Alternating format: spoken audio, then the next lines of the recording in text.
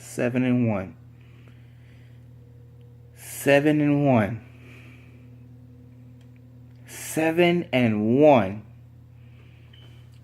That, my friends, is the best record in the league right now. 7-1. But who has the best record in the league? Who owns that record? It's got to be the Patriots, right? You know, Bill Belichick, Tom Brady, the best, greatest coach and quarterback of all time. No, hold on. My bad. According to my notes, they're 6-2. Okay. Well, then maybe it's the Steelers, you know, the Killer Bees, Ben, Brown, and Bell. It's got to be them, right? Shoot. And the defense is coming along. Oh, my God. It's got to be them, right? Wait. My bad. They're also 6-2. Which, you know what? 6-2 isn't a bad record. It really isn't. It's a good record. But it's not 7-1. I know. It's got to be the best team in the NFC. It's got to be the Atlanta Falcons, right? I mean, high-powered offense, Matty Ice, you know, that two-headed beast running back they got, and Julio Jones. Hold on. Oh, my bad. It's not them either. They're only 4-3, and actually they barely beat the Jets yesterday, although it was raining, and the Jets have been competitive this year. It's not them. Okay. Oh, it's the Seahawks. The Seahawks. Even though they're not as good as they used to be from years past when they had their Super Bowl run, they're still the Legion of Boom. They've got... Oh, wait. Hold on. They're 5-2. They're 5-2. So... Oh, my God. It must be 2016. It's 2016 all over again, guys. It's the Dallas Cowboys. They have the best record in the league. Huh? Oh, wait a minute. The Cowboys are 4-3. They're not even in first place in their division. But if it's not the Cowboys or the Seahawks or the Patriots, then who could it possibly be? Like, I just can't seem to put my finger on it. Who could have the possible best record in the league? Who could it possibly be? Hold on a second. Wait, you mean it's these guys? It's the Philadelphia Eagles? They have the best record in the league? They're 7-1? The world must be coming to an end. It really must be. What's up, everybody? It's your boy Stevie the Black. It's STEVEE the Black. I'm back, and I'm here to just talk. You know, I haven't done this since last year, but I'm just here to talk. You know, 7-1. The Eagles are 7-1, best record in the league. Man, the last time they were 7-1. Whoa, wait. No. I don't want to say it. The last time the Eagles were 7-1, because that's gonna come up. It's gonna come up, and we don't need to talk about it because what we wanted to happen did not happen. So there's no need to bring up, the last time the Eagles were 7-1. No, we don't need to talk about that. As a matter of fact, I mean, I just saw something that this is the 7th time the Eagles are 7-1, and on all those times that the Eagles were 7-1, they made the playoffs. So while the division is not a lock, I want to say at this point we are locked to make a division. To get in the playoffs. I would think maybe 2 more wins get you at least a wild card spot, but we're gonna get more than 2 more wins. So, I mean, but yeah. So I just wanted to sit here and talk. You know, I mean, like, look, we all saw.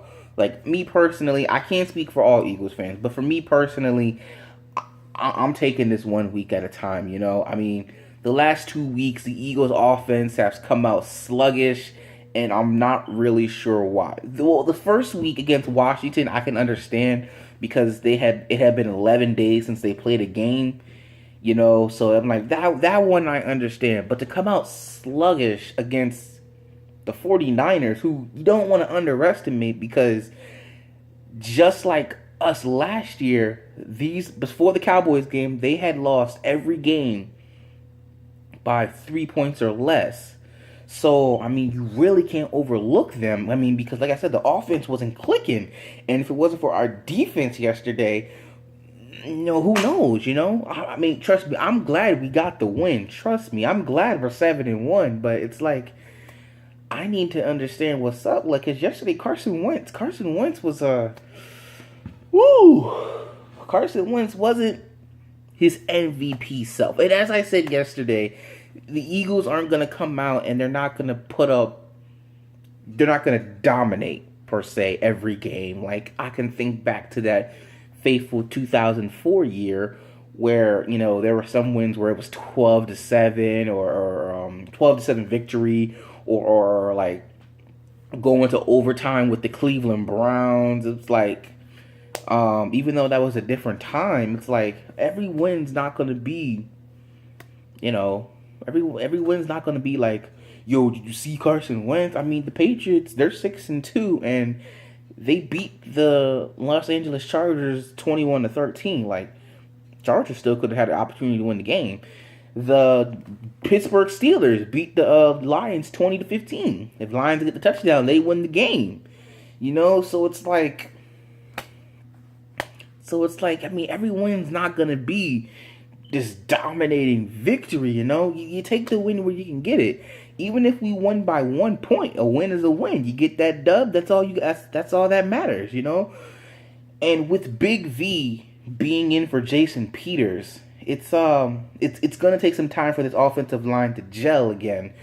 I look, the whole offensive line played pretty bad, so I can't put it all on Big V. I can't.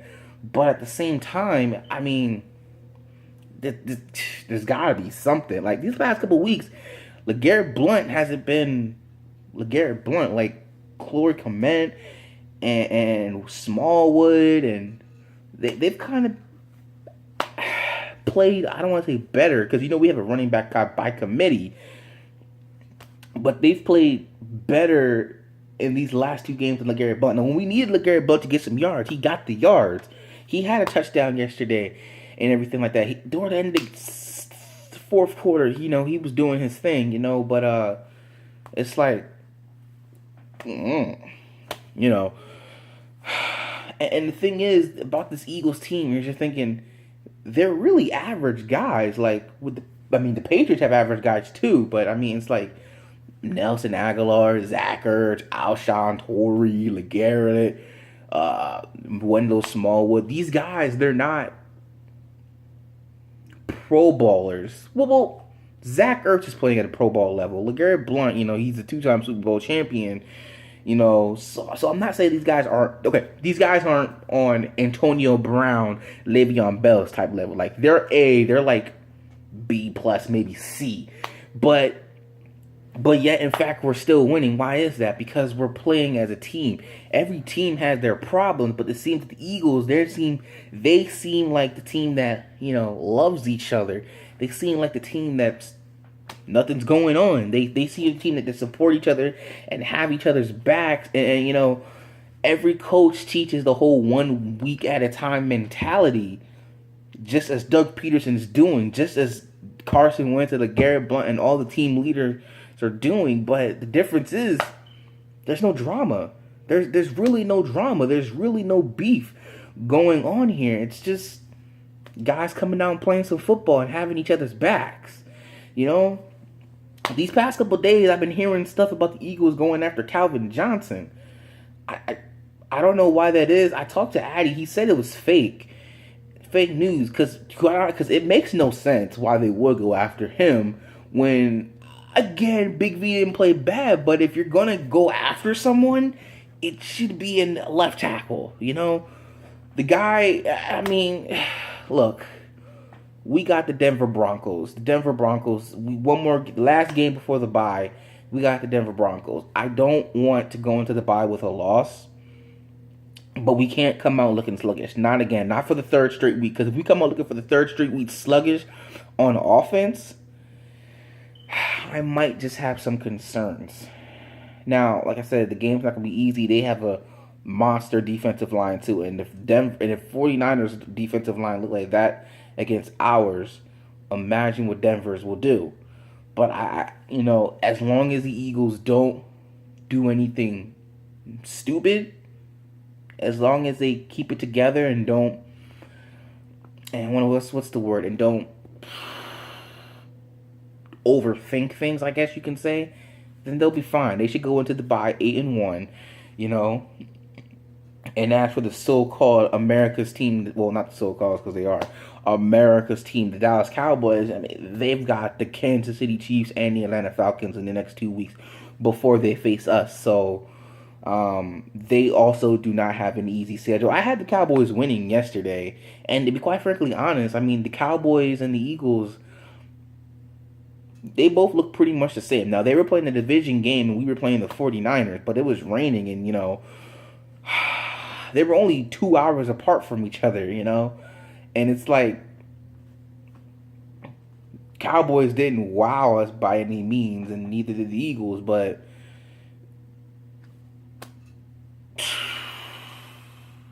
like I said, they got the Chiefs and they got the Falcons. I mean, they're going to lose at least one of those games, if not both. I prefer both, so by the time they face us, they'll be 4-5, and we'll either be 8-1 or 7-2. Or Cowboys really have come back, but I don't think that's the case. Not to mention the whole Ezekiel Elliott thing, and he's at court today, so we'll expect to hear something back. I would not be shocked if something else went in his favor, and he played the rest of the year. I'm not, it's whatever. But at the end of the day, it's just Eagles are 7-1. You got to take this 1 week at a time. Once we beat the Cowboys, though, and the division is pretty much locked up, because the Eagles' goal this year is just win the NFC East. Once they win the NFC East and the season's over, then we can focus on other things. But, I mean, when we beat the Cowboys, the division's locked up. Division's over. We win. We'll be 4-0 in the division. Not even the Cowboys did that last year. So, and if you really think about it, the game that we lost the Cowboys in Dallas, should have won that game. But at the end of the day, I'm kind of rambling on right here, right now. I just wanted to come out here and talk to y'all. The Eagles, this is a very special team. A lot of people are saying, oh, in 2014, you went 7-2. Or in 2004, you went 7-1 and went to the S word, and look what happened. Nothing happened. You're right. Nothing happened. Nothing at all happened. But, and like I said, we have a bunch of very above average guys, but not playmaking ability. But what makes the difference? You know why this team is special? It's all because of one person.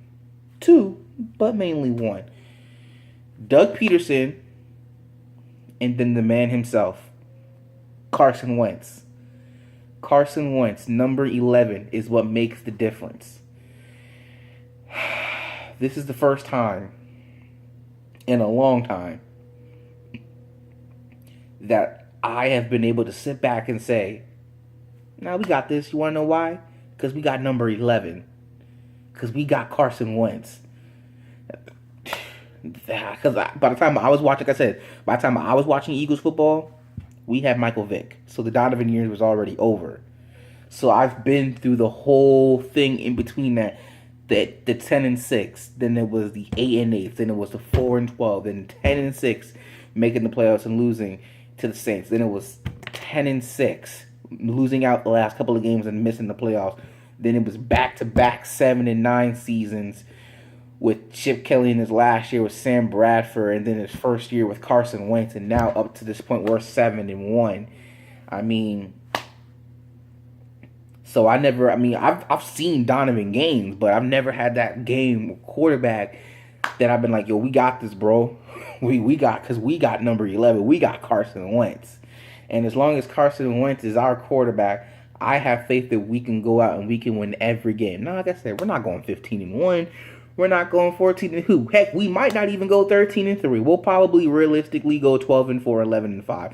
Which, if we keep playing the way we are, that should be good enough for at least the number 2 seed, if not the number 1. So I'm good, bro, because when the Eagles play at home, Carson Wentz is now 10-2 at home. So I hope that the Eagles are now that intimidating team. Like, oh man, we gotta go to Philly. Oh, Carson Wentz is amazing in Lincoln Financial Field, man. I don't want to go to Philly. I'd rather him come to us. Like, if the players got to go through Philly, I am set. Now it's not a guaranteed win, but I'd be more comfortable than if we had to go to Seattle or New Orleans, because the Saints are looking pretty good, So, but other than that, that's about it. I just wanted to come up here and want to talk to you guys. Eagles are 7-1, but at the same time, I believe in this team because we got number 11, and I don't think the Eagles will come out looking sluggish for the third straight week. I think really Carson Wentz is really going to pull the guys aside. I think he should do that and say, guys, look, these past 2 weeks we didn't come out. We've been looking sluggish. We really got to put it together, and we really got to go out and we got to put on a show before our bye week. Because coming off the bye week, we got Dallas, we got the Bears. That's a win. We got the Seahawks, not going to be easy. Got the Rams, not going to be easy. Then we got the Giants. Then we got the Raiders. And then we got the Cowboys again. Theoretically, we can go. Let's just say theoretically we go into the bye 8-1. We handle our business. We go into bye 8-1. We only need to win 5 more games at least. We can go 5. Let's see how many games we got left. Cowboys, Bears, Seahawks, Rams, Giants, Raiders, and Cowboys. We only need to win. We need to beat the Cowboys. That's 1. We're going to beat the Bears. That's 2. I think we're going to split Seattle and Rams. So one of these games we're going to lose. We're going to beat the the Giants. So that's 3 wins right there. We're going to sit our starters for the week against the Cowboys. I don't know what that. I think we can beat the Raiders. So that's another win right there. So we can go 4-3 in our final 7 games, and we would be what? Let's see. We're 7-1 right now. We go 4-3. That's 12-4. So we can go 12-4. We can go 4-3 in these next couple of games, and I'd be straight. So, but that being said, that's about it. I'm proud of my Birds. I'm proud that they've been playing. I'm proud that can be called the best. I'm glad we own the best record in the league. It's really shocking, but at the same time, I'm loving every single bit of it. So until next time, I will see you Wednesday for my Eagles and Broncos review. And if you're not down with that, I've just got 3 words for you. Fly, Eagles, fly. Peace out, y'all.